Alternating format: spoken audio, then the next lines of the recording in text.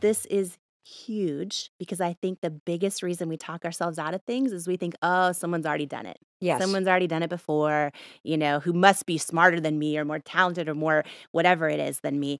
There is literally only one of you in the entire universe, right? And so if you are going to show up to this world authentic, that means whatever you do, if it's authentic to you, it's actually by definition, it's never been done before. How do you believe in yourself, especially in a moment like right now where the future is right in front of you and it is swirling with endings and with beginnings? That's always how I feel in the summer, right? Summer is supposed to be this awesome time where we relax, we dial it down. If you're lucky and you can get to the beach, that's fantastic, or a pool. But when I'm at the beach, you know what I'm thinking about? My freaking future and the endings and the beginnings. And today, I want to throw how you believe in yourself in the middle of all these endings and beginnings. And how do you believe in yourself when you haven't even started taking the actions? How do you believe in yourself when you don't know how this thing is going to turn out that you really want to do? Well, my guest today, she's a super close friend of mine. And she is somebody you want to hear from right now. Who am I talking about? I'm talking about none other than Jamie Kern Lima. She's the founder of It Cosmetics, which she started in her living room, and she sold it to L'Oreal for $1 billion.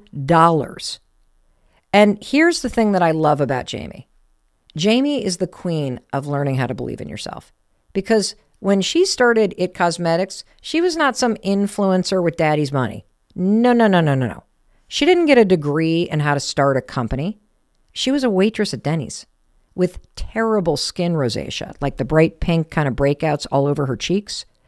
And it was that rosacea and that hardworking work ethic from being a Denny's waitress that made her create her own foundation. And that was the beginning of this $1 billion company that she created in her living room, It Cosmetics. And I know you're going to love hearing from her, which is why I am so excited that you're here to talk to us about your journey. You are one of my favorite human beings of all time.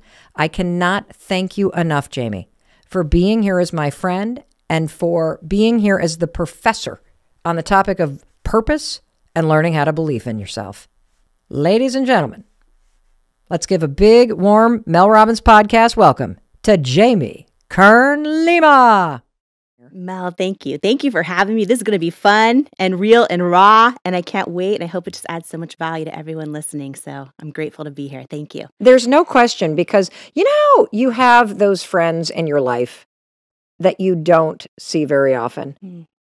But every time you do, it's like no time has disappeared, and you just have this like kind of twinkle on your skin because you just love being with this person. I love you so much, Jamie. I'm actually mad at you that you live so far away from me. So maybe we should just start right there. I love you. Thank you. I feel the very same way. And one of the things I want to share, I know we're going to dive in deep on purpose. By the way, I love Purpose Professor. I'm like, yeah, let's do it. Let's do it, because it's one of our biggest life questions. How do I find my purpose? But I just want to say, Mel, something really important to me that I didn't want to leave here without saying. You can edit this out if you don't like it, but everybody listening needs to know this. You are one of the rare human beings that is the same off air, behind the scenes, in your everyday life as you are in all the public things. You know what I mean? And you and I have both met so many celebrities and so many people with millions and millions of followers, and it's very rare they're the same. And one of the things I love so much about you is you are even more funny, even more intelligent and brilliant and kind and raw and real in real life. So that congruency is like 1 in a billion. And I love you, and I'm just grateful to be here for you. Wow. Okay. Just that. I think the episode's over now. Now, we got to go back in time because, I think one of the reasons why I wanted to have you on is because the entire mission of this show is to empower and inspire you listening to us right now to create a better life, whatever that means for you. To take the simple steps that sometimes feel impossible to pursue your dreams, to improve your health, to create greater connections, to believe in yourself. And Jamie truly is not only the professor of purpose, but her life story is a demonstration in cultivating belief in your ideas, belief in your intuition, belief in God, belief that things will turn out. And so I want to go back in time because, I've heard you on the stages that you speak around the world talk about how you started as a waitress in Denny's Mhm. and then from waitressing at Denny's pursued a dream that you had of being on television. Mhm. And as a fellow former waitress, I would love to start there. Mm. Yeah, waitress at Denny's, full uniform, name tag to prove Oh, it. I forgot they had uniforms. Full uniform. What was your favorite thing on the menu? Oh gosh, I love the pancakes. You know what? Just like simple. It's so funny how our steps are ordered, I think, in life. Mm. And so often, I remember being a waitress at Denny's. I remember feeling, and maybe someone listening to us can relate to this right now. You have this feeling inside of you like there's something more I'm supposed to do, but you don't know what it is yet. And you doubt it might be possible. And I remember being waitress at Denny's and just feeling like I have these big dreams, but not quite knowing like how do I believe I'm worthy of them yet. And it was this big season in my life. At the same time, Mel, the kitchen at the Denny's I worked at was a disaster. Like they would take an hour to get pancakes out. Huh. So I learned to talk to people so that they wouldn't leave. They often did leave, or they'd throw like a dime and a penny on the table and leave. As your tip, as if it's your fault Yeah, that the food were. exactly. Uh-huh. But it's so funny how, years later when I ended up launching my own business, I'm like, oh, I've got to get the operations right or nothing else matters. It's just those little things we learn along the way. But yeah, after that, I thought my whole life I would have a talk show. I watched Oprah in my living room growing up, so I thought for sure I would share other people's stories with the world. So I went into, did all the jobs, saved up all my money to pay for school, and push grocery carts in the grocery parking lot, sliced meat in the deli, all those fun jobs, and then found myself in what I thought was my dream job, working in TV news. And I thought, this is it, right? And what I didn't realize was I was about to enter this huge season of setback in my life, of self-doubt. I have a skin condition called rosacea. And for me, it started getting really red, really bumpy. And I would be anchoring the news live, thinking like, okay, this is it, this is it. And I started hearing in my earpiece from my producer, there's something on your face. There's something on your face. You Oh need my to wipe it God. off. And I was live on television, right? And I would glance down during the commercial break and I saw, oh, the makeup is breaking up on my face and these big red bumps are coming through. And it started this season that felt like setback.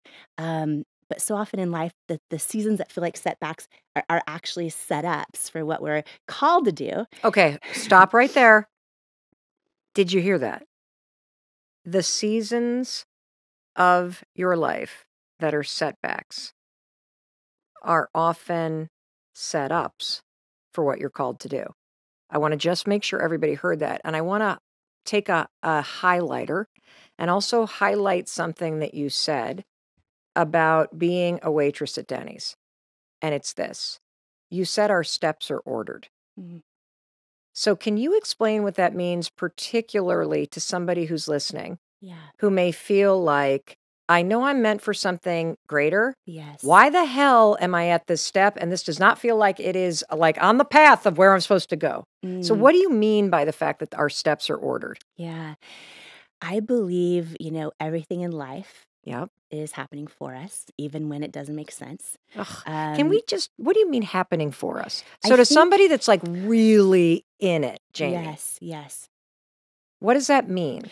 Let me frame it around our topic of purpose, right? Okay. So often people feel empty because they feel like, oh, my purpose needs to be some job. It needs to be my job, or it needs to be this grand thing I haven't figured out yet. But for those of us that have accomplished a goal we always dreamed of, we get to it and we're like, oh, this isn't it, right? It's never, in my opinion, purpose is never this big goal necessarily. Purpose is so often when we're able to serve the person we once were, or serve in a way for something we've gone through. And here's what I mean. I think our purpose can be like, oh, wow, I went through a really freaking hard season in my life. And I now am actually realizing I'm born to be a generational cycle breaker in my family. Mm-hmm. That is an incredible purpose, right?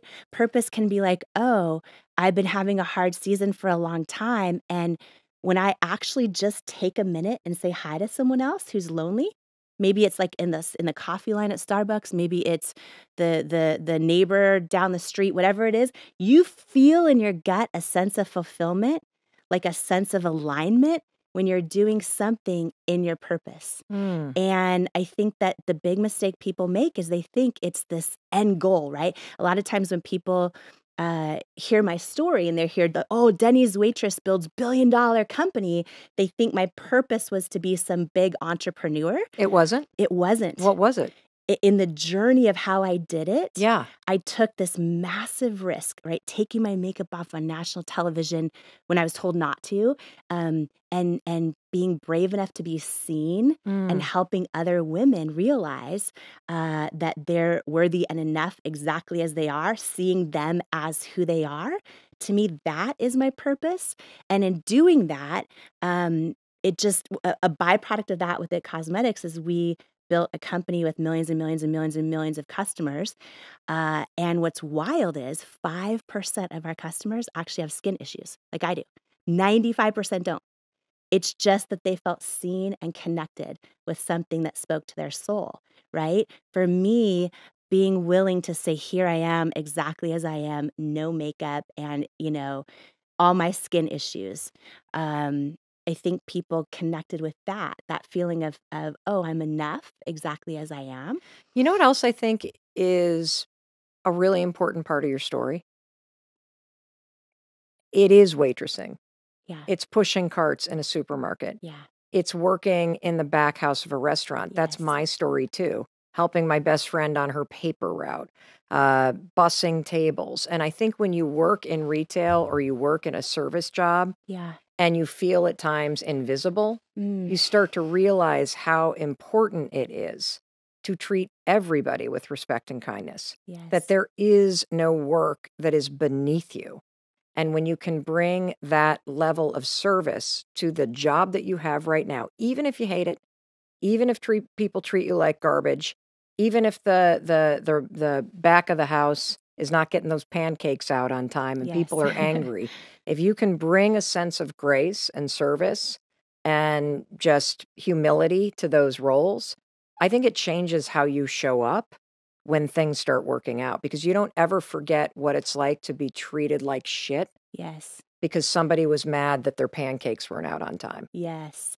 Yes. And also, you and I have had this experience where we've truly gotten to see and be almost every type of person in every type of environment. And so now it's like, whether it's me building a business or you building one of the top shows in the world, one of the top shows in the world, I feel part of that was like, oh, we understand who's listening and watching you right Yes. now. I understand who real people are who built, who bought my products. And, Yeah.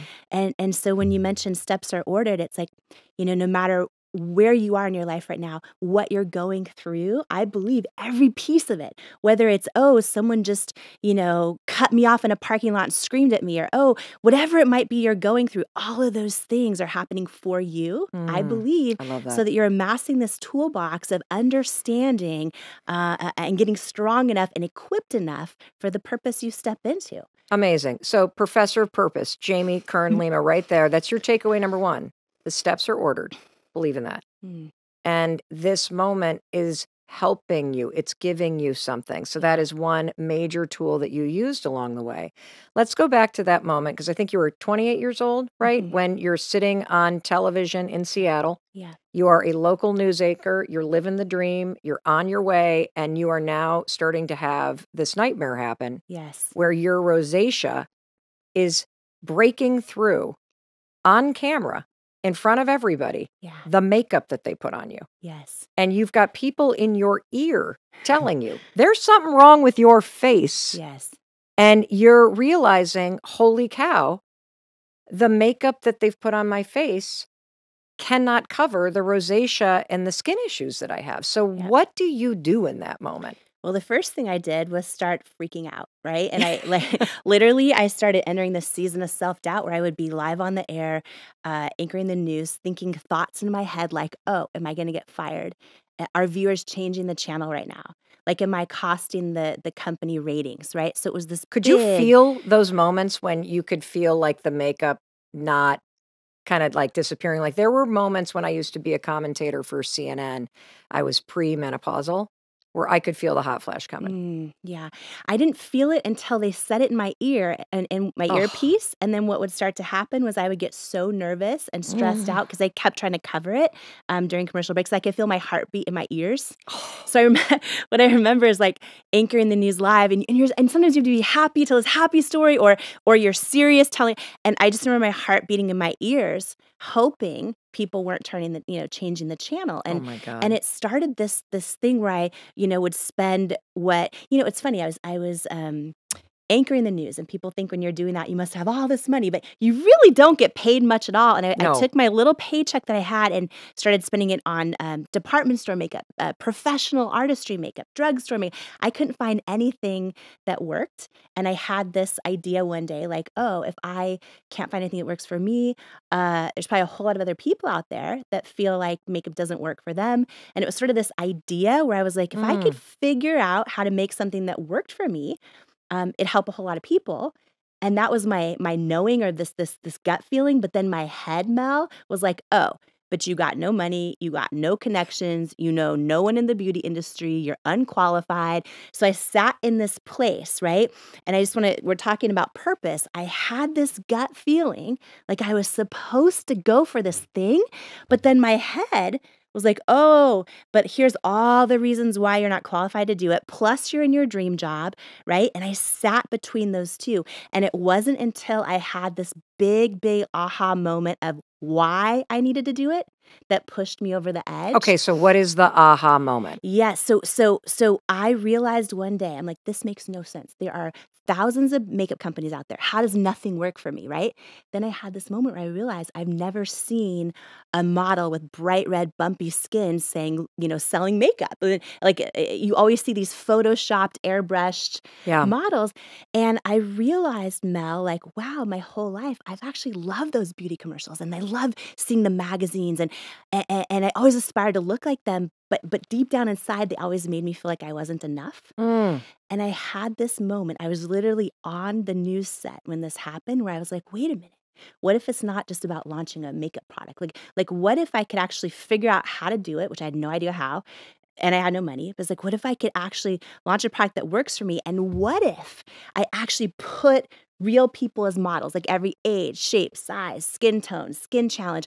What if I use them as models, call them beautiful, and mean it for every little kid out there who's about to start doubting themselves, and every grown woman who still does, and that deep source of pain from how I was feeling not enough, and what could I do about it? That, in my opinion, is one of the strongest ways to find your purpose. It's what has just destroyed you or hurt you that you've maybe made it through, Yeah. and how can you now use that making it through to help someone who's going through it? Okay. That's like a mic drop moment from our professor of purpose, Jamie Kern Lima. So again, I like to unpack these things to make Yeah. sure this is a I always say this is not just a listening podcast, it's a doing podcast.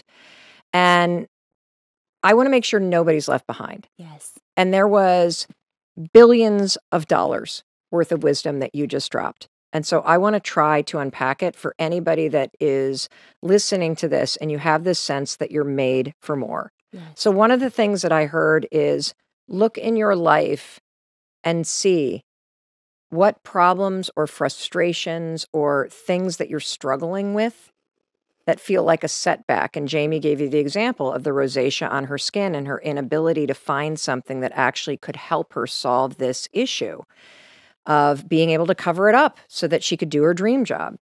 And that setback is a setup for something new. And then get out of your own sort of selfish or self-loathing or the self-excuses and the self-pity and remind yourself that there are 8 billion people on this planet now. There are other people that are dealing with this. Yeah.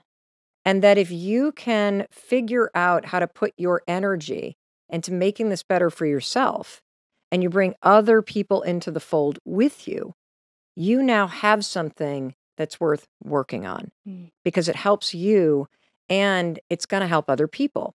And I also want to point something out that Jamie will not tell you, but I sure as hell will. And that is that this was about 14 or 15 years ago.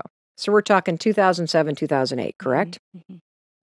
In my opinion, Jamie Kern Lima is the reason why we have this real beauty movement. There always has to be the first person, and she was it. So when you look around the internet and social media and you see people doing naked faces, that was not something people did in 2007. It was all airbrush. It was all perfection. That was the beauty standard. There were no plus size or curvy models. That was not a thing back then. And so you've got a woman who is sitting in Seattle, who has no experience and no money, deciding that she is going to not only figure out how to create a makeup line for people who have issues with their skin, but that she's going to do something nobody has ever done, which is put real, normal people like you and me into her campaigns when she finally gets this figured out. And she's going to show people what her skin actually looks like in order to sell it. I mean, that was a revolutionary idea. She was the first. And I'm telling you this because you could be the first. You have something inside of you that is a problem, something that you can solve. And you could be the first to change the way that people think about an issue. And so, Jamie, let's pick up the story because how do you go from this aha moment, like, oh my God, oh my God, oh my God, to doing something? Yes. Because I think some of us have aha moments, right? Yep. And then we but we don't him. do anything. Yes, because we doubt him. We doubt him. We think like, oh, someone's already done it. Yes. Or, oh, whatever. First of all, if you're out there right now and you think, oh, you have an idea or a way you want to show up in the world or someone else you want to help, but you think, oh, someone's already done it. Literally, there's only one of you in the entire universe, which by definition means no one has ever done it the way you're going to do it. So when I launched this... Say that again, Jamie, for the people that are like, whoa, whoa, whoa, kids, calm down. Wait, Jamie just said something. I was doing my dishes. Say that again. Talk about the fact that this matters. This is huge because I think the biggest reason we talk ourselves out of things is we think, oh, someone's already done it. Yes. Someone's already done it before, who must be smarter than me or more talented or more whatever it is than me. And what I have learned and then proven. And I want to tell you too about, I'm going to get so excited, Mel, because when you do this thing, like, don't be shocked then when there's millions and millions of rejections and people don't get it, right? Because it's never been done before, right? Oh, yes. Because there's only one of you. There's only one of you doing it the way you're going to do it. But just to recap that, there is literally only one of you in the entire universe, right? And so if you are going to show up to this world authentic, that means whatever you do, if it's authentic to you, it's actually, by definition, it's never been done before, right? And so when you show up that way, don't be surprised if not everyone gets it right away. Or, in my case, all the experts I put on pedestals all said no, that this idea of how I wanted to connect with women, they thought it wouldn't work and they thought I wouldn't therefore make them any money. But can I ask you a question real quick? How did you go from the aha? Yes. To starting. So what did that look like? Because I think if you're in this space where, let's just use an example. You've never actually, you don't know the first, you have this thing about catering that you just can't get it out of your head. You want to do these events. You've never actually done this because you had never done anything with makeup. You had no idea what you were doing. Yep. You have an idea and you have an aha moment. Mm-hmm. What was the first thing that you did to start to make this real? So leaning on that, why I had to do it and why it felt like it was going to be part of my purpose was a big thing that helped me actually take the risk, quit my job. Wait, you quit your job because you had an aha moment? Yeah, it was deep. I was like, if I had... What did it feel like? It felt like if I didn't do it, I would wake up the rest of my life with this pain in my gut, this longing, knowing I was created for more. It felt like if I didn't do it, I would have the pain of regret. And if Mm. I did do it, I might have the pain of failure and maybe the pain of embarrassment and then maybe the pain of, oh, wow, that doesn't feel like it went how I thought it was. I knew it was this big risk. I Yeah. knew I was leaving what I thought was my dream job. Why did you have to quit your job? Just curious. It was literally from day one, I was all in. Like I dove all in. I knew if I was going to do this, I needed to just go all in on it. I started, I do not recommend this, but I started working like 100-hour weeks from the beginning. I was so freaking passionate about it. Like I couldn't stop thinking about what if I can actually figure this out? What if I can literally, because it became a big So did you have dream. any savings? Like, do you have a little bit of Very savings? little Because you didn't savings. pay yourself for the first 3 years that you did this. First 3 years. So basically, my husband and I wrote this business plan, right? Yep. Quit our jobs, dove all in our living room. We poured all of our savings into it. I thought, Mel, and this is for someone watching us right now. I know this. I thought if I can figure the product out, it's going to be huge. Right.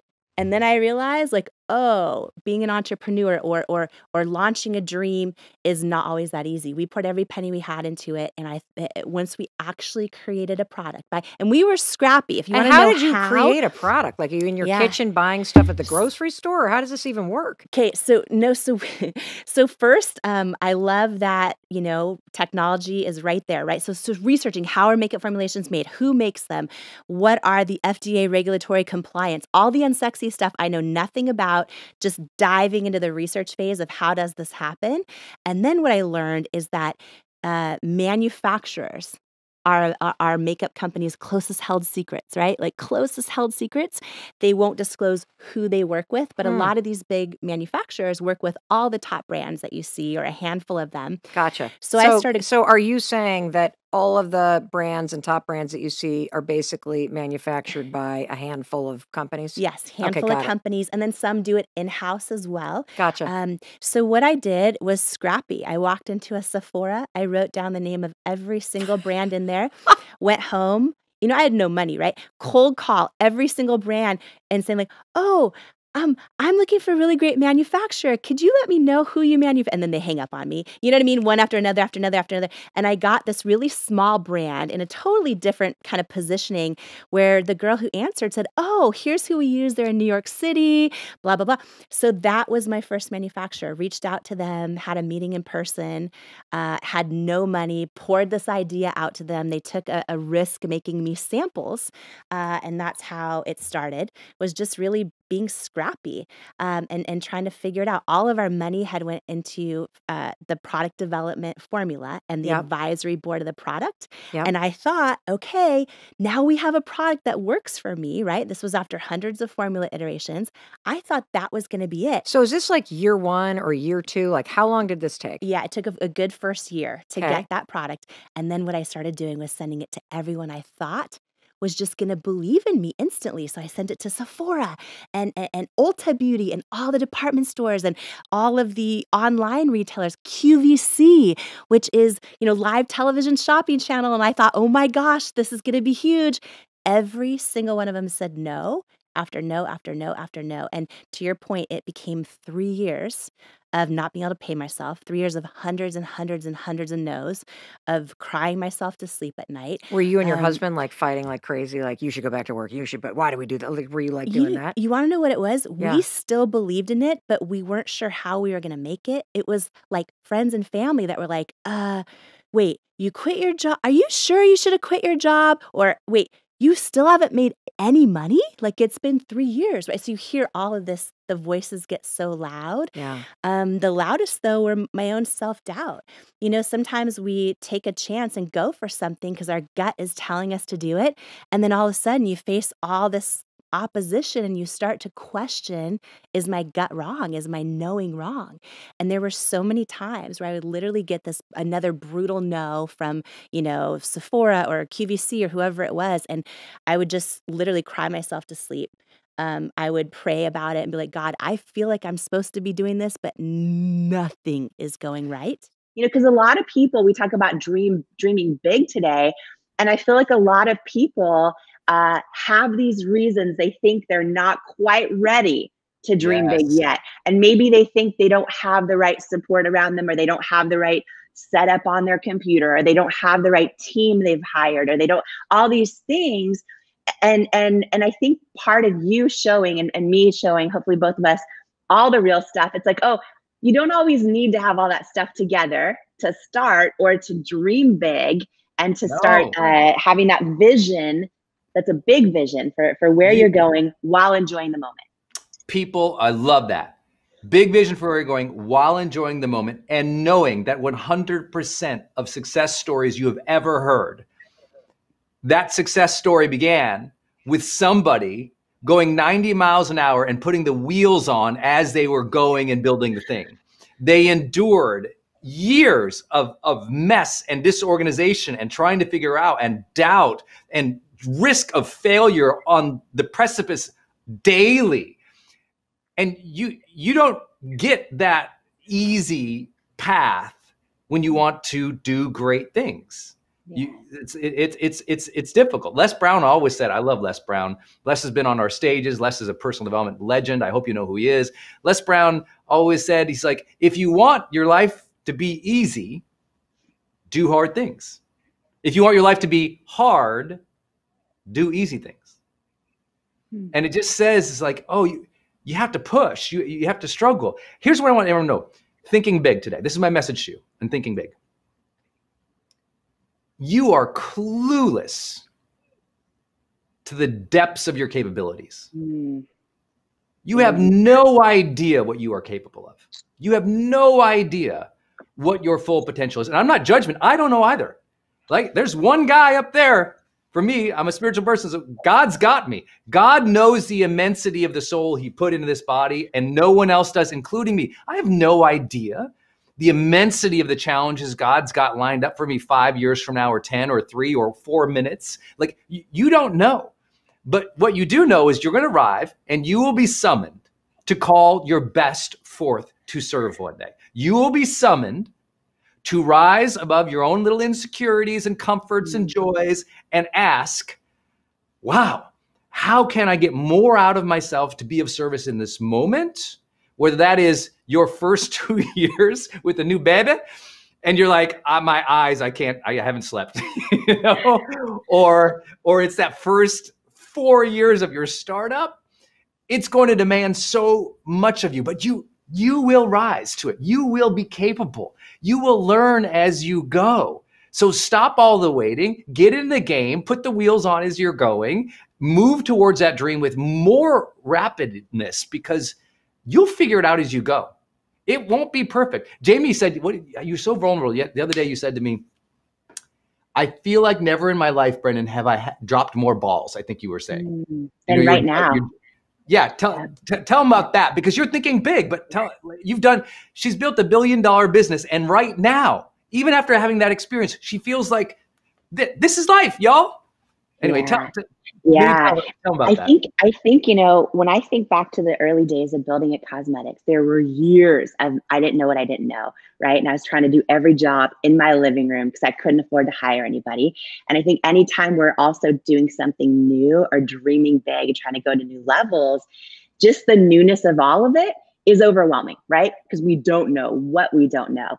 And so, at the end of a 10-year journey with that, building over 1,000 employees and $1 billion company and all that, I knew a lot about the beauty industry and about manufacturing and legal and acquisitions and building a team and leadership and all those things, right? And now, as a first-time author, I actually a whole new game. A whole new game. I feel literally I'm back in my living room, not knowing what I don't know, right? And it's a growth, a major season of growth for me. And, you and I, Brendan, talk a lot about just the idea of being a lifelong student. And I'm proud to be a lifetime student. And I'm honored to learn from everyone in our community right now who's posting in the comments and posting in Facebook and posting in Instagram. I'm part of the Growth Day Morning Show. We learn from each other. I learn from all the other Growth Day coaches. And I'm in a season right now of going, okay, because for the last 5 years, I've been offered book deals because of my story, but I didn't want to have a ghostwriter do it. So I said no for 5 years. I wanted, because I have learned in my life, like, you cannot fake authenticity. And, you know, one of the things I talk about in the book a lot actually is how, you know, authenticity alone doesn't guarantee success, but inauthenticity guarantees failure. And that's in everything, right? And I talk about all the lessons I've learned around that in the book. But then for me to have that book actually truly serve at the highest possible level, I wanted to write every word myself. I knew it had to be authentic. So this has been 2 years, actually, a year and a half, little over a year and a half of growth and of dropping so many balls and learning you new know things, messing it learning up, new things. trying to get into it. Exactly. Yeah, like you saw me when I got the first cover in. I was cutting it out and taping it to Jay Shetty's book because it was the right size. Every little thing I'm like trying to figure it out, and because I want it to be authentic and I want it to be right and I want to have no regrets. But yeah, I am dropping balls everywhere in terms of, I mean, last night I was up all night writing web copy, writing because I want it to be authentic to like the heart and soul of how I want to serve. And I'm doing a big launch event, which we'll talk about later. Because it's still top secret, but we're going to tell everyone on Growth Day first. But she's doing it big. She's going for it. Listen, she decided to write a book. And she had, I want everyone, I know some of you are thinking about writing a book or launching something new. When she said, I'm going to write a book, she said, I want it to be a bestseller. I want it to really impact millions of people. I want it to be a New York Times bestseller. I want to really get it out there. Even though, please listen, she'd never written a book, had no idea how to write a book, and had zero idea how to promote something. Yeah. Her confidence in thinking big came from her belief in her ability to figure things out. She's like, I'll figure it out.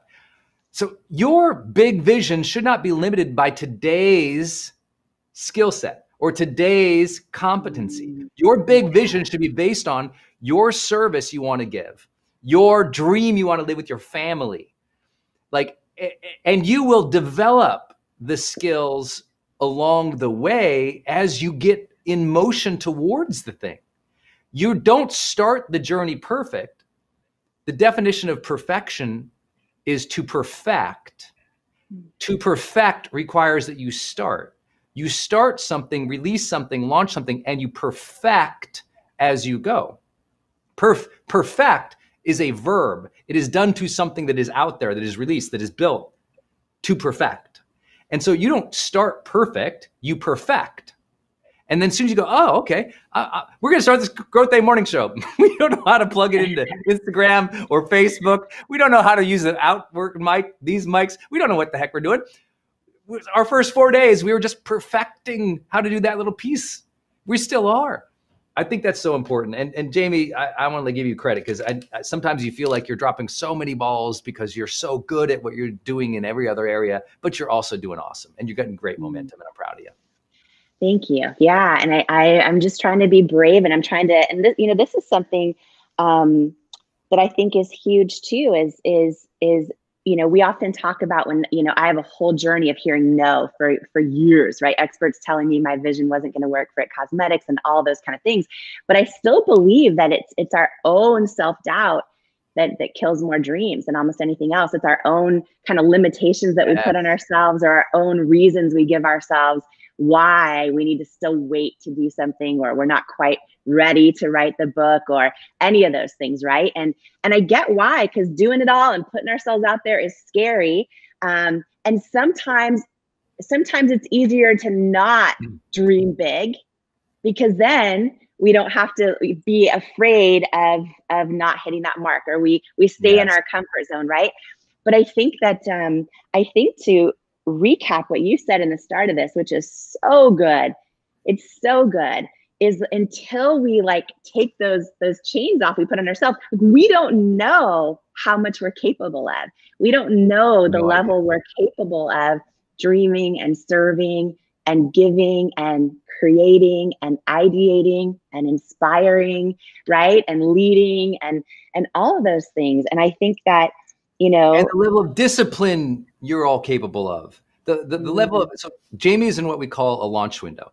So for those who are new, Jamie is launching a book called Believe It, and it comes out next month. I hope that you will pre-order on Amazon. It's called Believe It by Jamie Kern Lima.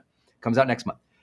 She's in this time we call a launch window. A launch window is when your life becomes very like deep work, essentialism, high performance habits. You are doing this thing. A lot of balls are following all over there because you have this limited amount of time to launch this thing. And until you've been through that several times, you don't know how much you can get done. I'll give you an example of thinking big. This month, if you told me, okay, Brendan, in 1 month, listen to y'all, in 1 month, rebranded the company, onboarded 20 plus people and teams from outsourcing and internal all around, launched a new offering, brought in all our new growth coaches, in other words, found like 8 other new promotional partners and friends to serve, built a new software team, building the software, serving all of our customers without missing too many beats, launching a new community platform, launching this show, and somehow enjoying the month. If you told Brendan, 19-year-old Brendan, that was, he was like, I don't know how to hire. I don't know what a brand is. I don't know what a company is. What is it? Like, if you told your former self that, or your future self, I should say, you don't know what you're capable of. And I'm not saying that to be like, oh, look at me, because I've been feel like I'm putting the wheels on as I'm going. But I said, okay, let's just get in motion. We're going to figure it out. We're going to go. It's crunch time. Let's go. Let's move things forward. Move things forward. Move things forward. You will perfect as you go. But no way could I imagine that we could do all of this in a single month until you go for it, guys. You got to go for your dreams. Thinking big means moving big, taking big action, taking daily, you might call it small actions, but those daily small actions compound. You got to get in the game. Some of you, it's so easy to sit it out and you're still waiting for someone's approval or someone's understanding. It's like, if no one understands, if you feel like no one understands you, you have no one to blame but you. We have to learn. And I don't say that judgmentally, I had to learn to communicate. I sucked at communicating. I felt like I didn't have connection with people because I didn't know how to communicate. Be vulnerable, share emotions, like create human, like good friendships. I didn't know how to do that. So I did like a lot of you personal growth lovers who read How to Win Friends and Influence People from Dale Carnegie. Anyone read that? Oh my God, changed my life. Yeah, I need to reread it. I read it like 20 years ago. So good. Yeah. That's a classic. Yeah. Yes. Yeah. And so I did that because I was terrible with people. And so now I communicate to millions of people daily. So if you told that really awkward dude, oh, you're going to talk to millions of people, you didn't believe it. But as you jump into the dream and you get momentum, you start to believe it more. You get more skills, more capabilities. Those capabilities lead to competency. That competency leads to confidence, and you're moving. I don't know. Yeah. And not only do you talk to millions of people, you train other incredible teams. I know I always bring up Oprah's team on the show, who I know you've trained, but you train so many people how to do it also. So it's like, not only do you do it now, you also are like one of the top people in the world at helping some of the top people in the world do it themselves. So it's pretty remarkable. And one thing I want to share, because I'm reading the comments, a lot of people saying, oh, it's hard to unchain ourselves. It's hard to start. It's hard to start when we don't know if our idea is good enough, or we don't know if our dream is right, and all that kind of thing. And one thing you just said that I just want to call out, because I think it's really important, is that sometimes people do cheer for you after you've made it. And I want to call this out, okay? Yeah, because so I've lived through this. I have lived through this, okay? I have so many stories, and that's why. So everyone writing a book, it's like it is the greatest joy to go, oh my gosh, if people knew I went through all this, they would feel less alone. They would feel like they can get through it too, because this is the real stuff that happens. But there were so many people that did not cheer for me until after my company was a success, or after we were splashed in all the magazines, or after. And And often when they start cheering for you, then it's in the form of, I always knew that you would make it, or I'm so proud of you. I've been rooting for you from the beginning. You're like, no, you were, but it's okay, right? I think it's Right. or they're like, they're telling people how they know you, and it's wild to watch this. And it's not that they mean harm. Here's what when I've peeled back the layers on this, there's a couple lessons here I want to share with anyone, especially if they're scared to start, if they're scared to take that jump, if they're scared to dream big and call their shot and go for it and all of that. Because what we start to do, I think, as humans, is we share our dreams or our ideas with the people around us. Sometimes we share them in groups. And then sometimes we share them with experts or with, people in our industry that have had a lot of success or whatever.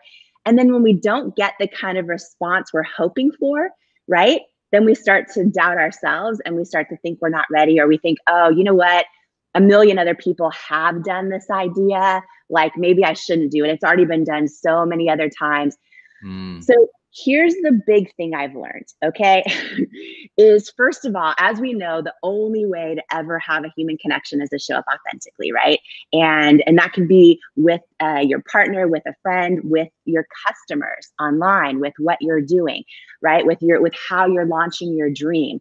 So just to take a step back, if you are doing something authentically, right, your dream. So in my case, there's a million beauty companies out there, and I launched a beauty company. Well, there's millions of them. Someone had already done it. Millions of people had already done it, right? But when you do something authentically, no one can do it the way you're doing it, right? So by definition, what you're doing is novel. By definition, it's never been done before. And here's what I've learned. Other people, typically, even experts, even visionaries, they typically can't imagine something being successful unless subconsciously they've already seen proof that it's already been done and it's already been successful. Yes. But because you're doing it authentically to you, it's never been done before. So don't be surprised when the people around you who love you, or the experts you have so much respect for, don't initially give you the reaction to your big dream or your big idea. It's because no one's done it the way you're going to do it. So it's never been done before. It's novel, it's new, right? And most people would never admit this, but unless subconsciously they've seen it that way and they've seen it succeed, they're not going to believe that it will. So, yeah. Except people who have done it themselves. And like you and I believe in people. We believe in you guys so much because when you meet people who came from nothing and they built it and they did it, they're the ones who usually are on board. Like, sounds like, go for it. Don't know if it's going to work, but cheer them on, encourage it. Like, people who've actually done it are the most encouraging. Yes. Yeah. And we've gone through the journey of hearing thousands of people not believe in us. And then when you come out of the other side of that, you're like, and you have a whole new perspective, right? But the truth is, I mean, in my own journey, for example, as it pertains to building the company, I also learned years later, the hard way, after crying myself to sleep a lot of nights, after hearing a lot of no's, I learned, oh, wait, most of the beauty retailers, they're amazing and they're great. And they all said no to me for years, but they've also never actually built anything themselves. Yes. Right. And it's like, oh, and to your point, that's why I'm so passionate about Growth Day and supporting it however I can, but also this morning show, right? Because it's like when you surround yourself with people that are in that space that share these kind of stories, then you're like, oh, okay, I get it that like Aunt Margie said that she didn't think this was going to be a success, but that's okay. She loves me anyway, and she's never built something like this. So she's seeing it through the best lens she knows how, but I'm not going to let that penetrate me, or me calling my shot, me going for my dream, me dreaming big, right? So I want to share that to you this morning. This is a week we are talking about mindset and how important that is to not just have happiness and greater success or fulfillment or connection in your life, but all of those, yes, for sure. But also just so that life doesn't feel like a slog and a burnout experience where just every day you're just like, that's mindset. The tasks of the world aren't you. And the tasks of the world don't need to shape your mindset. Your mindset can shape how you deal with the tasks of the world. And that's a beautiful thing. And Jamie, you were sharing, I don't know what the story is yet, y'all, but she had something happen. You were sharing some mindset or something happened when you checked in the hotel or wherever you're at. Yeah, this was a crazy morning. So why not share it live? Why not share it live with I haven't our heard the story. in the Growth Day morning show. So yeah, here's, doing a big event Monday. So I flew cross country. I am near Miami, and checked into a hotel, and I was out doing my morning walk this morning, right? This was a whole story on mindset that literally moved me to tears this morning. And I want to share it with everyone because I think a lot of people out there might be in a season of, I don't know, just feeling like they're struggling and setbacks and just if like things aren't going your way. I want to talk today, Brendan, about the mindset around not fearing rejection and not fearing what feels like failure at the time. So key. And so key. I was just like blindsided by something out of the blue this morning. So I'm out doing my morning walk in this, in this hotel, my mask on, all the stuff, out doing my morning walk. I walked through a hallway and I was like, whoa, I had a memory that I had forgotten about in this actual hotel 9 years ago. And I want to share it with everybody. So 9 years ago in this hotel, just outside of Miami, there's a big beauty summit there, right? I was a few years into building my company and we had heard no's for a couple years. And I remember my husband and Paulo and I were right here at this very hotel. I had forgotten about this until today. And I walked in the hallway where something happened, exactly where something happened. So it was a huge beauty summit. And this is after a couple years of rejection. And there was, I don't know, maybe 1,000 people there. And Ulta Beauty, which is the largest department store, largest beauty retailer in the country, their CEO was there and their head buyer at the very front table, like this round table. Meanwhile, we're in the very back of the, and I just remember, this moment where I like had to muster up all the courage inside of me to beeline straight for that table. After hearing no's for a couple years, went right up to the CEO who normally wouldn't take meetings. It's not the person that told me no, right? It would be a buyer that tells you no. Walked straight up to the CEO, like mustered every ounce of courage, like trying to forget all the rejection, and just introduced myself. And he introduced me to the head buyer, and I just pitched my heart out to Ulta Beauty. And I remember they agreed to a meeting. So then I walk out of this room, right? It's this ballroom in this hotel. I walk out of this room right into the hallway in this very hotel I'm in talking to you live from right now. Walk out in the hallway and I see the two founders of Gussie Ranker that do all the infomercials, like Proactive, Tony Robbins, all the infomercials. And I had been pitching them for 2 years and they'd been saying no. Their teams had been saying no. So I see Bill Gussie and Greg Ranker in the hall. I've never met them before. Same thing, prayed for strength, prayed for courage, like had to make that decision of mindset, which is, okay, I'm going to forget right now that I've been rejected by them for the past 2 years. I'm going to put that, and I'm not going to fear rejection again right now, because I believe in what I'm doing. And I beelined for the founders of Gussie Ranker right outside this, courage, like a buffet table, right? Right outside the courage. Thing. I love it. Yes. And they're sitting there snacking on the hors d'oeuvres in between the speaker breaks. I went right up to them, introduced myself, and literally poured my heart, like pitched everything on how they've been saying no for 2 years, but they really should say yes because all the things. So this morning, I had forgotten about this, right? The fact that we could barely afford a hotel room in this hotel in that moment 9 years ago. This morning, I'm out doing my morning walk with my mask, like not even. And all of a sudden I walk through that hallway and every single memory hit me from. I love that. But the last time I walked through that hallway and what had happened since was right now at this moment, like we got that meeting at Ulta. And right now, live with you, Brendan, that It Cosmetics is the #1 brand in all of Ulta across the country. We got that meeting with Gussie Ranker and we became the most successful makeup infomercial they've ever done. And we are like right now at this moment. And I was standing there like, first of all, I start sobbing, remembering all the rejection, but also just appreciating the hustle, appreciating the journey, appreciating the ability to just figure out how to go from doubting myself to like stepping into going, okay, I'm going to not fear rejection. I'm going to go for it. And sometimes that's what it takes to change everything. So I'm standing there in the hallway, and I start sobbing. Sure, the people working at the hotel are like, but I'm like, wow, I forgot those moments even happened. And I'm walking through them this morning here, getting ready for this huge event. And I don't know, it just reminded me of Growth Day Morning Show all week and how we're talking about the power of mindset and the just making the decision to not be afraid of rejection and failure. Just making that decision is huge, like huge. And the courage and the mindset. I bet people watching this right now have had one of those full circle moments. Right? That is a full circle. Some people call it a full circle moment. We've always called it a full courage moment.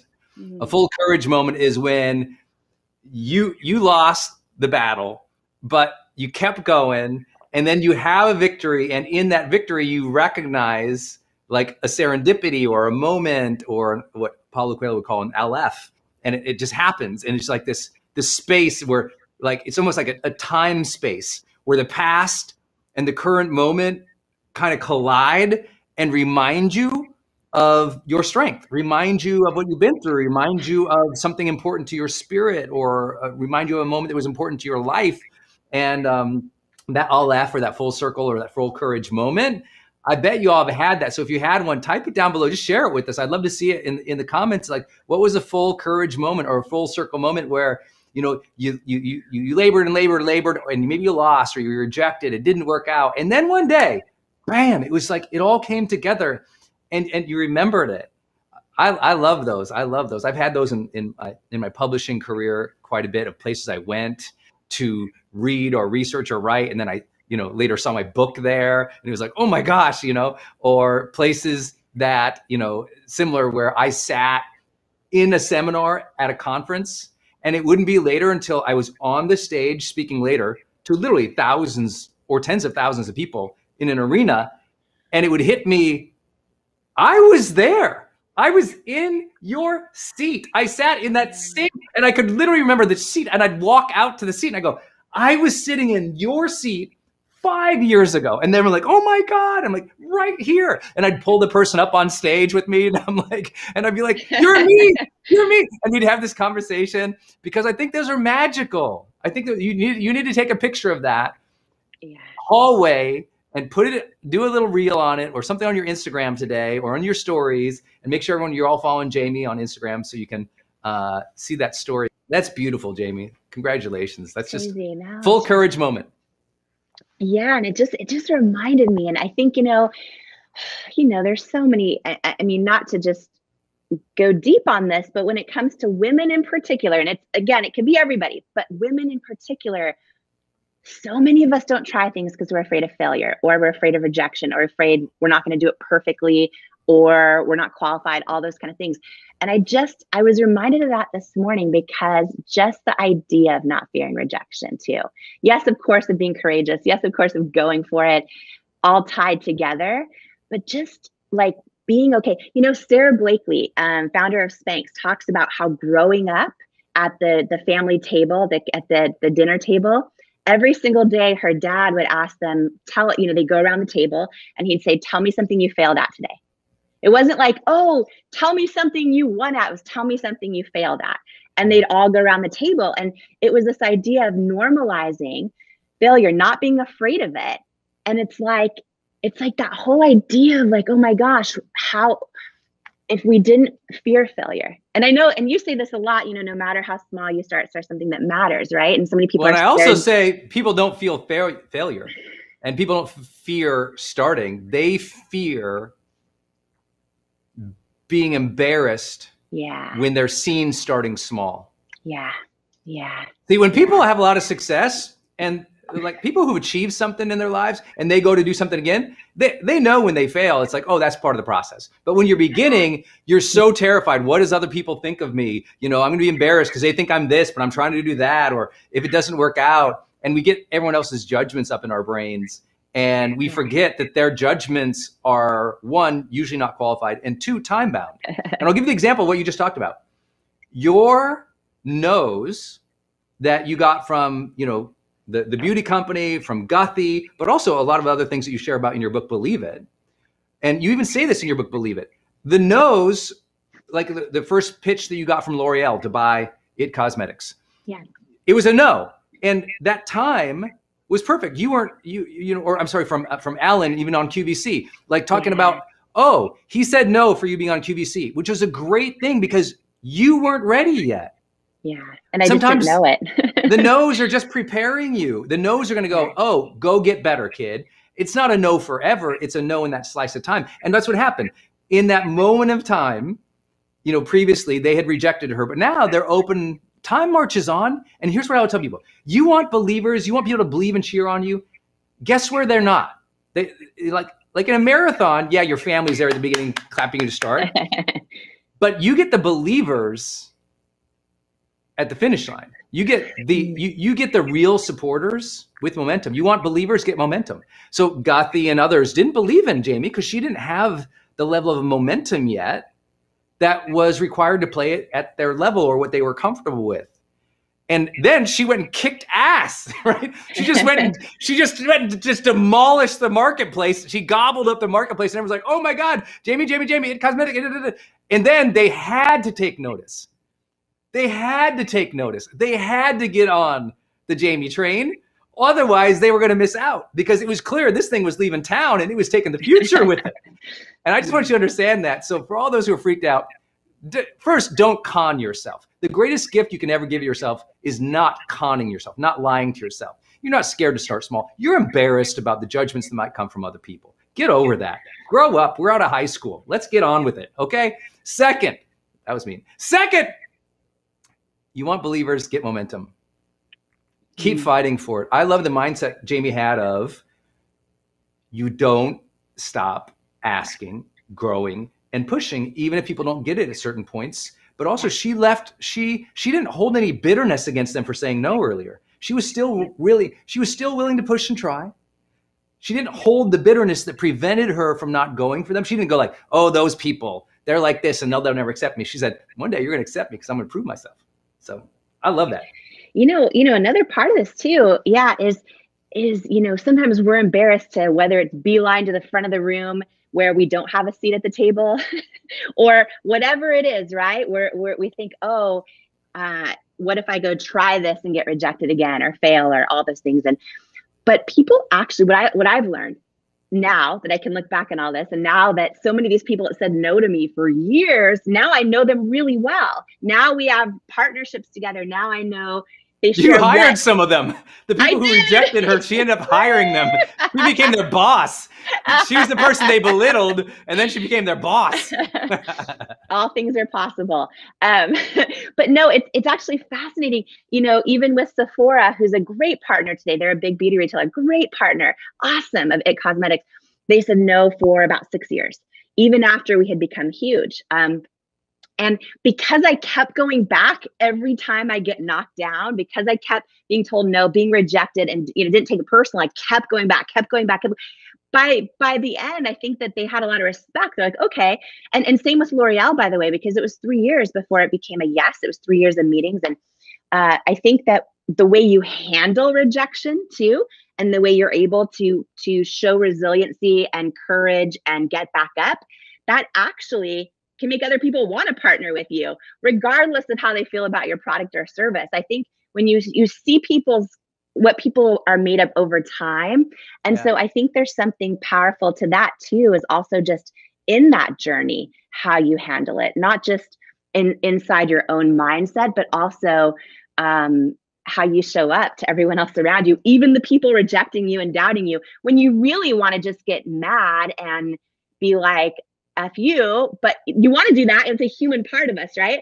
But that doesn't serve anybody. It's like when you don't take it personally and you just keep going and keep getting back up and keep believing it's going to happen, whether it does or doesn't ever. I think that's huge in terms of how much respect other people develop for you in the journey of building your own company or launching your own dream or building your own friendships and relationships.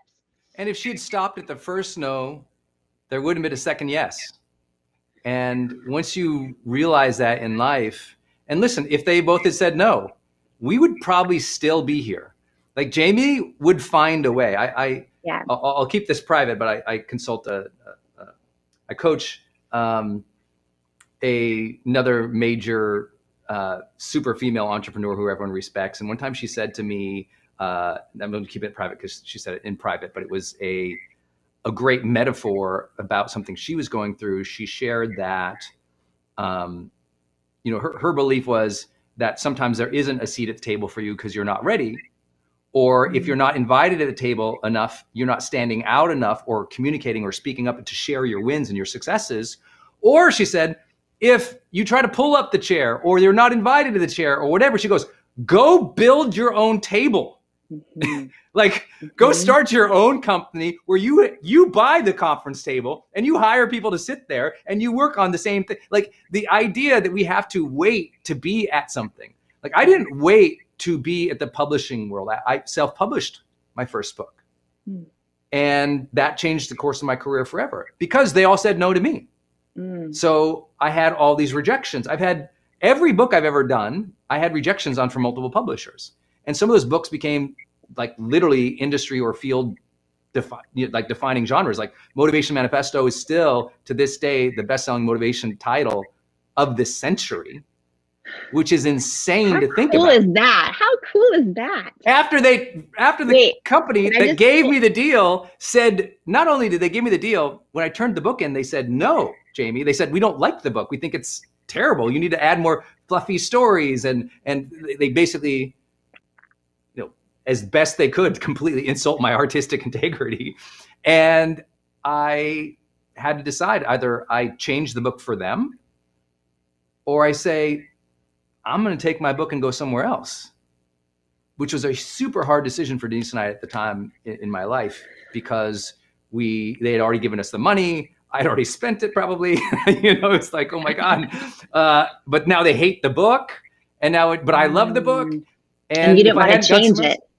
No, that book comes out, and that's the book that got me, that's the book Oprah interviewed me for her magazine. That's the book that, Meghan Markle puts in her top 5 books of all time. That's the book that, it's the thing at the launch time was the little black book that all the celebrities are reading, because it was just like, it was such a different thing, and it took off. And if I had just quit because they said no, or they really did insult me. I mean, you talk about in judgment. They questioned whether or not I was drugs. They asked me literally, were you on drugs when you were writing this? It was just like, I'm like, I barely drink milk, people. I barely drink milk. Coffee is like, when you have one coffee, you're like, I'm like, everyone thinks there's coffee in this every morning. It's just water in there, people. Like, so I'm just letting you say, but I kept going. So this is a story, and this is a mindset today, ladies and gentlemen, of don't worry about the no's, because if it is true dream to you, if it is sown in your heart to fulfill that desire and dream, you keep going, even if your spouse doesn't understand, even if your parents or your, mother-in-laws or your old cousins or your neighbors down the block are making fun of you at the barbecue. Who cares? Your dream wasn't made for them. Your dream was made for you. So Motivation Manifesto, tell me if I'm remembering this right also. Isn't this the book? I know Oprah interviewed you for it, but didn't she let you know it was on her bedside table? Oh my God. Yeah. Yeah. So Denise and I are at her house. She was throwing her book. So talk about full circle moment. Oprah is throwing her book launch party at her house and invites about, I think there's like 300 of us there. And like the Super Soul 100 members, which, we're part of, and all these other things. Anyway, we go there, and there's all these, and they're super slick, like Julia Roberts and Reese Witherspoon, and Jeff Bezos is literally there from Amazon. It's just wait, Brendan Burchard was there. No, that's the thing. Yeah, Denise and I totally don't feel like we're sitting like the next to Dr. Phil during her talk, and like all these, Alicia Keys is on stage. It's just crazy, unbelievable. One of the most magical things I'd ever been invited to in my life, and we're sitting there, we're not having imposter syndrome, but we're just recognizing like, wow, this is another caliber of group of people here. And afterwards, there was like this amazing barbecue. Oprah always gets the food right. I mean, let me tell you, her whole team. So anyway, we're all there. I don't think I'm going to see her, talk to her. I really want to introduce Denise to her, but I don't think it's going to happen because there's so many people there. Anyway, at some point, Oprah's doing the rounds. She comes around, and I'm standing there. I think I was with Gabby and Marie Forleo and Jack Canfield. Oh gosh, I'm blinking. There's 4 or 5 of us standing there, and she comes up, and I introduced Denise, and I don't remember how it happened, but we were talking about the books or something, and then I said something about, oh yeah, I remember our interview in New York, Motivation Manifest. She goes, do you remember? She says, I have your book on my bedstand right now upstairs. I always have it there. And I was like, and all of our mouths dropped. And I was like, I don't think I said another word. I just think I was like, I think I just stood there dumb for like, I don't even remember when she left at that point. I literally just, all circuits shut off. I just stood there after she left. I do remember at some point during the party pulling Denise aside and go, hey, did Oprah come up to us and say this thing about me? Because I thought maybe I was daydreaming. I thought I was crazy. You're like, Denise, did this really happen? Plus they had this barbecue and this punch there, and I'd had too much of the punch thingy. So I was like, did that happen, y'all? Anyway, it was a magical. And then I can't tell you the number of people. If y'all search Motivation Manifesto on YouTube, we have this video of like all these, like Ariana Huffington reading from it, the late great Larry King reading from it, the actor who played Superman, then Miss Universe, like all these people are reading, the Harvey Mackay, a legend in our industry. They're just reading from the book because it sounds so cool. And it just grew and grew and grew into this thing. And I wouldn't have any of these goofy stories, and Jamie wouldn't have had her all laugh moment this morning in the hotel. Those moments of serendipity, or those moments of reward, or those moments of like extraordinary, wow, is this my dream? Did this really happen? Only comes after the mindset of courage says, keep going. Yeah. You have a dream. You don't need everyone to approve. Get momentum, work hard, keep your head down, keep your voice up, keep your faith up, keep showing up. And all of a sudden, one day, it's like, wow, look at what happened. I mean, look what happened. Jamie's probably in the presidential suite up in there. Let me tell you, people. I'm just saying, she's probably figured out, like Jamie's such an extraordinary, outstanding success story. And to know her humility, knowing how she must have felt walking down that hallway. I was sobbing this morning, Brendan. I was just like, wow. These words came to me. They're famous words that say, pray like it's all up to God and work like it's all up to you. And I just like those words just came to me because the journey, right? It's the journey. It's not even the outcome or the destination, but I'm just having this moment too, hearing your story. And I just want to share that one piece again for everyone listening, because I know a lot of people are just hopping on the morning show. I think it's something like 15,000 people or something, like hop on and off throughout the morning across all the platforms. It's some crazy number that's awesome. But what I want to share just is this week, I just want to shout out, thank you for that, for the audience, you all. Thank you for inviting your friends. Thank you for watching the replays, especially across Facebook. Our replays are crazy because across all our pages and our groups and the show on Instagram, this week will be the week we pass 1 million views of this Growth Day morning show. Like this, just good-hearted, good-willed, good-spirited show that we do for Growth Day. This Growth Day morning show will pass 1 million views in our first month doing it, more or less, or second month. I don't know where we're at. But it's really because people just go, you know what? I'd love to start my morning in personal development. Because when I put that in my ears, that rewires my brain. It sets my expectations. It helps me approach the day with confidence and joy and aliveness. And I thank Jamie for being here with us for this, because listen, we're all here for you all, just trying to keep going, trying to keep you inspired, trying to bring a little bit of joy into your heart.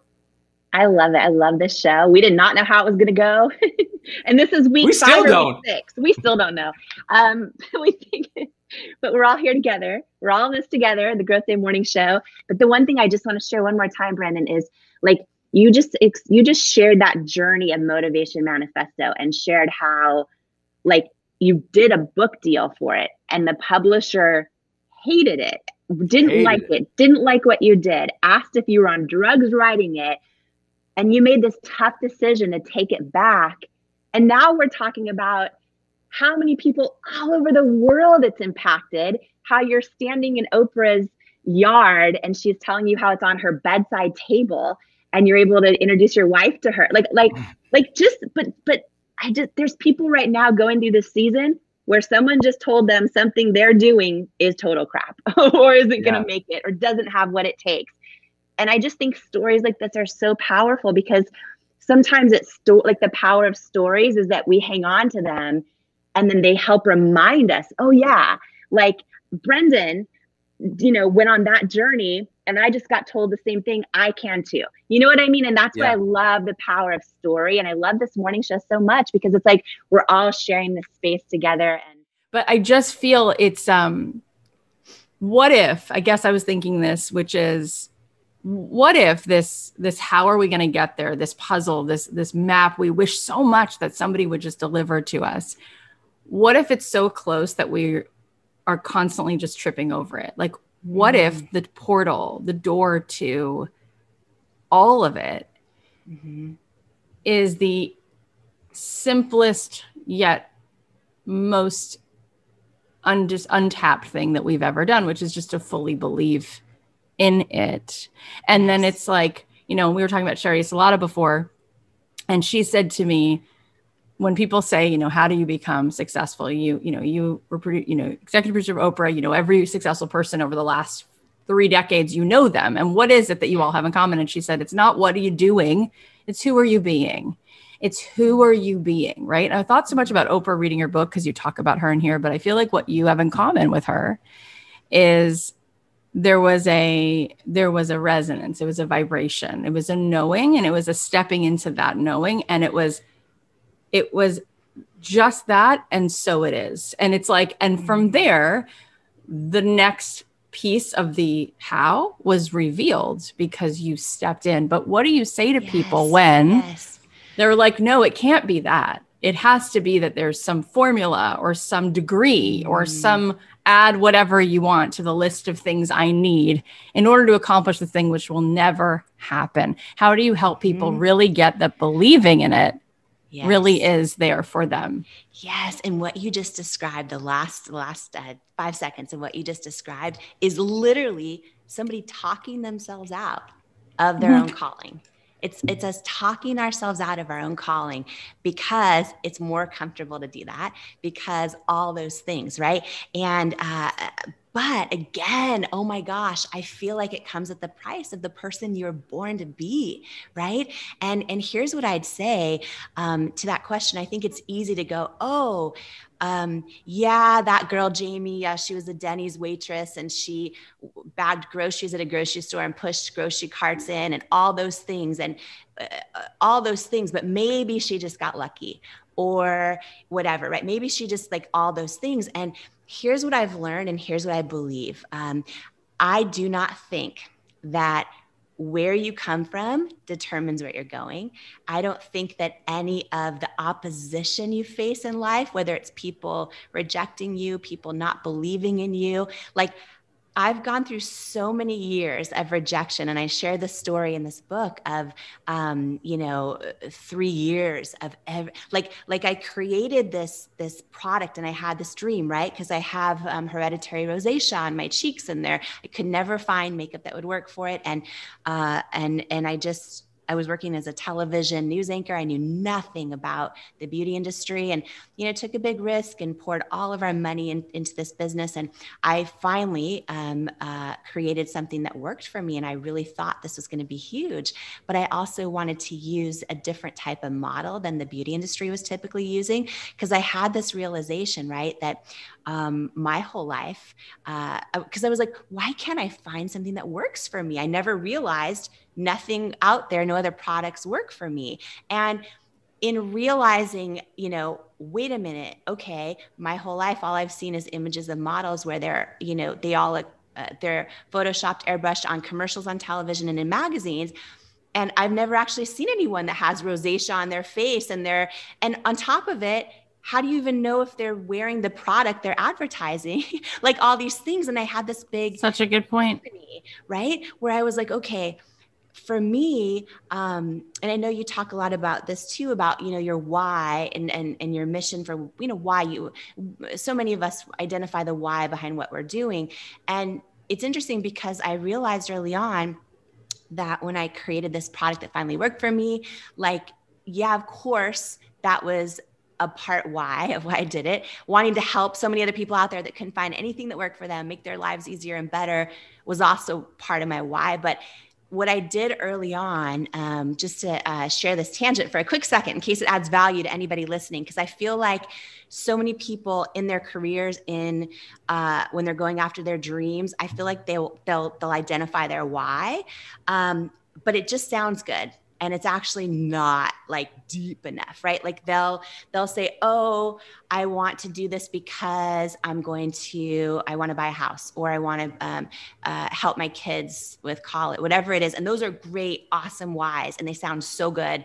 But like, unless it's deep, deep, deep, deep to your core, it's not going to be strong enough to prevent you from quitting when times get tough, right? And I've done a lot of things wrong in my journey, but one of the things I did right was early on, I just peeled back those layers of why am I? And by the way, going through 3 years of hearing everyone say no to you and getting down to under $1,000 in my bank account and not knowing if my company was going to make it. Like when you go through all that opposition, when you have no proof of success around you and you have no one saying this is going to be amazing, you're going to do so good. And like, every time I checked in with my gut, I felt like I was on the right track. But what also kept me going was like, I really did the work early on of peeling back the layers on like the why, deep, deep, deep beneath the why. And for me, it was like, oh, because I had this realization, because no other makeup would work out there. I had this realization that I wasn't just doing this to make a great product. It was like, oh, I'm going to launch this company. I'm going to use women that are models of, and men and every gender identity of whatever age, size, skin tone, skin challenge. I want to use all kinds of models and call them beautiful models and mean it, right? And because what I realized is, oh, in this journey of trying to find a product that worked for me and I couldn't, I realized my entire life, even since growing up as a little girl, every time I would see these images in magazines, like I'd see them and I would aspire to look that way. But they also always made me feel like I wasn't enough, always. Right. And my deep why, like for this not giving up after during years and years and years of no's, was like, I wanted to shift culture in the beauty industry around inclusivity, but also around the types of images used as models and the definition of beauty. And I wanted to do that for every little girl out there who's about to start doubting herself, and like every grown woman who still does. Yeah. And like, that is what drove me through all of it.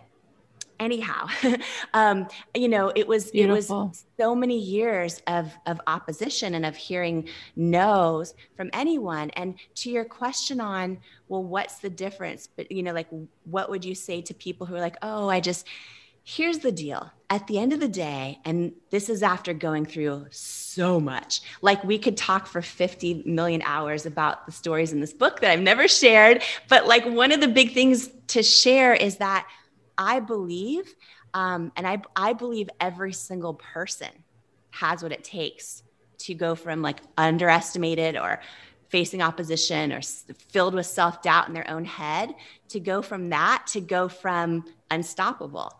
I believe every single person can do it. And I really, truly believe the first criteria for that is that they need to want to, right? They have to want to. And a lot of people just decide, oh, for all these reasons, this isn't possible for me. I believe step one is deciding you want to. And after that, it comes down to mastering belief.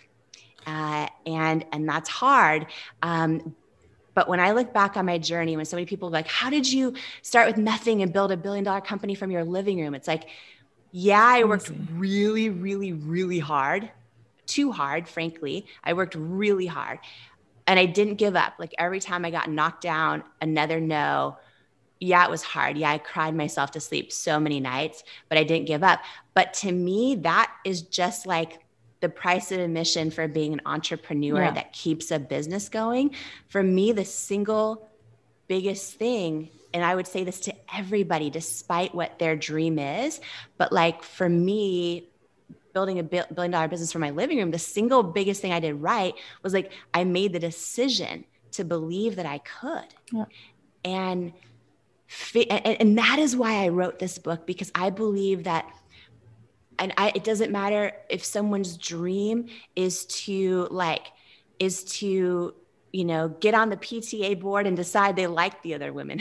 I don't know it doesn't matter what your dream is. To me, learning the steps of and being on the journey of breaking through, learning how to break through that self-doubt, tuning it out, tuning out other people's opinions, and truly, because so many people can't even hear their own intuition, truly learning how to hear your own gut and tune into and learning to trust yourself. And then learning how to truly believe that it's possible for you to become all that you are and all you're called to be. That I believe that's possible for everyone. And that really is why I wrote the book. Yeah. And you do such a good job of giving that belief over. And I don't know how you do that, because it's such an esoteric and it feels so far away. But I think because your story is so vulnerable and you're so exposed and it's so something we can see, like from the beginning of the book to the end, you're like, oh my God, I could actually see those steps and how she was able to step forward into each new challenge. You really do feel like you grow as a person just by reading it. The thing I find with all of our listeners, and 90% of them are women, this feeling of imposter syndrome where it's like, I don't believe that I would ever want someone to give me money or pay me for something. Like I think I'm a fraud. Like there's so many people better at this thing. Like, yeah, I want to start an Etsy shop, or I want to teach yoga, or I want to make my own makeup line. But Jamie's done that. Bobby Brown's done that. Someone else is making candles. It's this feeling of shame. What if I put this out there and like, who am I to like take up anybody's time? That is just so prevalent. Yeah. And so prevalent. I don't even get it, honestly. Like just the amount of rejection you just shared, plus you articulated in the book, and also being a little girl who is like in this sort of different kind of a situation where you were adopted. Like I think so many kids would feel intrinsically rejected, and this is the feeling that it's so easy to go to that place of I'm not enough and I'm a fraud. A personal question. Have you felt more self-doubt before QVC or right now? Before QVC, but I still feel it now. Yeah. Yeah, it's still a journey. I think that there's so many areas in my life I figured out how to overcome it, how to turn down the volume on it, how to believe in myself. And I try to apply those all the time. It's a lifelong journey, for me of believing where I come from doesn't determine where I'm going, of turning down like the volume on past mistakes or on miscalculations or that kind of thing. And, believing that, I think at the end of the day, I think all of us, no matter where we're at in life, on a journey of it. Yeah, do you know what I mean? Of course. And, one thing that happened to me that I share in the book for the first time with Oprah's blessing, she read it cover to cover. She blessed what I shared in the book. But having said that, I talk about, the first time I ever met her, and then I talk about having lunch with her for the first time at her house, just one-on-one, me and her. And so I was there the day you met her, right? You were there. First time. We were at an event, and you met her. I didn't meet her. But what was that like for you? I mean, from the time I was a little girl sitting in my living room, right? I would sit in my living room watching Oprah every day, Monday through Friday, and her sharing her vulnerability, her sharing her, all the parts of her, not just the perfect part, right? All the parts. Like she was my mentor who I'd never met. You know what I mean? Like she helped me believe like, oh, maybe my dreams are possible. Like my whole life. So I don't get starstruck. And with It Cosmetics, you know, and growing, and then especially the L'Oreal acquisition, you know, you have a lot of celebrities that want deals. They want makeup deals. So just because of that, you meet so many. So I think everyone's human. I think we all have the same doubts, same fears, same insecurities, same hopes. Are they going to like me? Do they see me? Do they think I'm interesting? We're all the same. Yeah. So I knew all that, right? And so the day that I met Oprah was at that event in LA, and it was a surprise. I didn't know it was happening. It's a long story, so I go into how it happened in the book too. But I ended up going into her green room, where it was just me and her. And I had never met her, and she's like, Miss Kern, and I'm like, wow, I'm like freaking out. Wow. I was so out of my body in that thing. I literally just prayed for the right words, and all I could say was like, can you let me know if I can ever be of service to you? Like I didn't know what, like I didn't, it's the whole thing. And after I met her, I went and spent like 3 days writing an email to her. Wow. Like how do I even, and so I talk about this whole process and talk about the whole thing. And I ended up getting invited to lunch at her house. And so we... One-on-one or with a small group? One-on-one, yeah. I didn't know until I showed up, but I spent days like looking at all the things I was gonna, like how do you bring her a gift? Yeah. The woman who has it all. Yeah. And so I won't give it up, but what I brought her is so crazy. It's so crazy. And it'll make everyone who reads it feel. And you really get awesome. A car. Yeah. No, I know. I was like, what do you bring? And anyhow, after the day we had lunch, we spent a few hours together, and again, only sharing this because she has blessed it. She read the book cover to cover and gave me her blessing to share this story. But I left her house, and as I was leaving, she gave me her cell phone number. Mm-hmm. And she said, you know, here's my number, call me anytime. She's like, you put the number in the book? Oh my gosh, no, but it's on page 100. No, and this is recent, right? So she says, well, within the past couple of years, she said, you can call me anytime, like call me anytime. And I was like, thank you. And we did a video and all these things. To this day, Lewis, you never called her. You never called her. I text her. Yeah. I email her. I would never call either. Really? Okay, help me figure this out. I would have only texted and just be like, hey, what can I do for you? How can I serve, you know? Yeah, and I realized, so you know, if I have like a show, so I did a show with her friend Gail and I'll ask her for feedback or this or that, and she's like, do you want the truth? And I'm like, yeah, please. And I'll text her, I'll call, but every time I text her and I email her, but every time I want to share something with her, even just anything, I don't call. I haven't called to this day. I know. And I was trying to figure out, why haven't I? Why haven't you? Like, I'm the person that literally in my heart and soul managed to go from Denny's waitress to billion-dollar entrepreneur, because I learned to believe in myself and believe I belong in the room and overcome rejection, overcome fear, but I am still a work in progress, right? And I'm like, I'm not calling Oprah because at a deep, deep, deep, deep, deep level, I still don't think my vibration is high enough to like be with hers. And I know that's a lie. I know it's a lie. You've never called her? Never called her.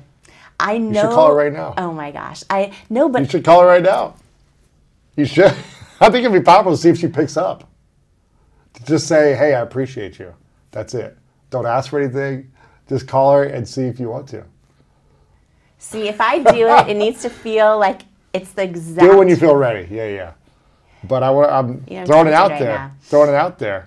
Just to tell her what you appreciate. Do you have these moments? Because I think maybe people...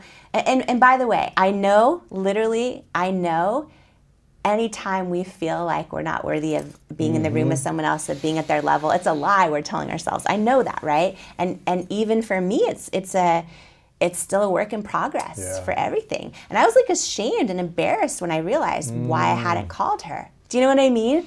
And like, I'm the best freaking friend, and I have everyone, right? Like, I wouldn't have written a word unless she had blessed it in the book. Like, I'm so loyal to people. So it's like, you know what I mean? She told you to call. I know. A couple of years ago, I know, right? Yes. On your drive home, you should call her. And just say, hey, I was just thinking about you and I appreciate you. You know, don't ask for anything. Just say, hey, just want to see how you're doing. I appreciate you. Is there anything you're afraid of where you haven't done like that? You haven't done it yet? Would you call her?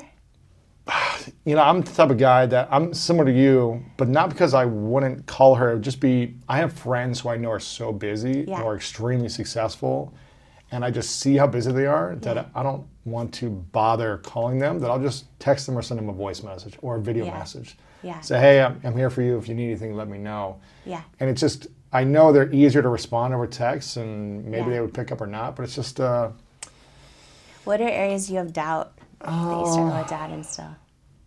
Have you like mastered it all? No, I haven't mastered anything, I don't think. That's why I'm always learning, but things I doubt. Ladies and gentlemen, rock this house and welcome to the stage, Jamie Kern Lima! Jamie Kern Lima! Every single one of us has had someone tell us we're not enough. Every single one of us has had someone say words to us that hurt.